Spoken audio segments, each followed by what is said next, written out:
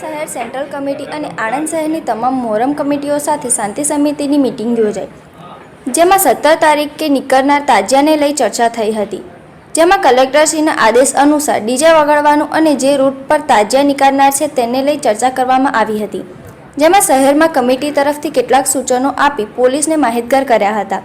રૂટને લઈને કાયદામાં રહીને જુલુસને ફોલો કરવાનું જણાવ્યું હતું અને ડીજે માટે સ્પીડોમીટર લગાવો તેમજ હથિયારો લઈને ન આવવું અને દરેક કમિટીએ પોતાના વોલેન્ટિયરોને પાસ આપી જુલુસમાં સાથે રાખવા સૂચનો આપ્યા હતા.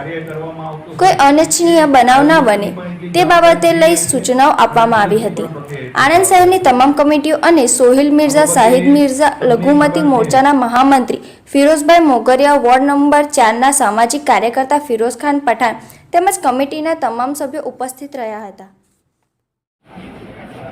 આગામી તારીખ 16 તથા 17/7/2024ના રોજ આણંદ શહેર સેન્ટ્રલ મોહરમ કમિટી દ્વારા અલગ અલગ વિસ્તારોમાંથી 37 જેટલા તાજિયાઓ જુલુસ સ્વરૂપે નીકળનાર છે.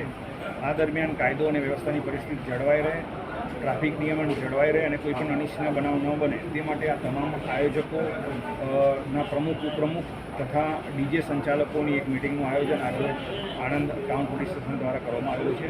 આ દરમિયાન તમામ આયોજકોને કલેક્ટરશ્રી આણંદ તરફથી આ તહેવાર નિમિત્તે પ્રસિદ્ધ કરવામાં આવેલ જાહેરનામાની સમજ કરવામાં આવેલા છે.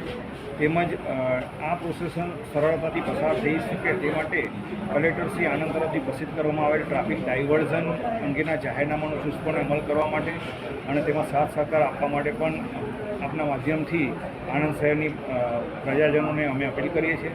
તેમજ આ જાહેરનામાઓનો ચુસ્તપણે અમલ થાય તે માટે પ્રોસેસનમાં ભાગ લેતા તમામ નાગરિકો તેમજ આયોજકોને પણ અપીલ કરવામાં આવી છે.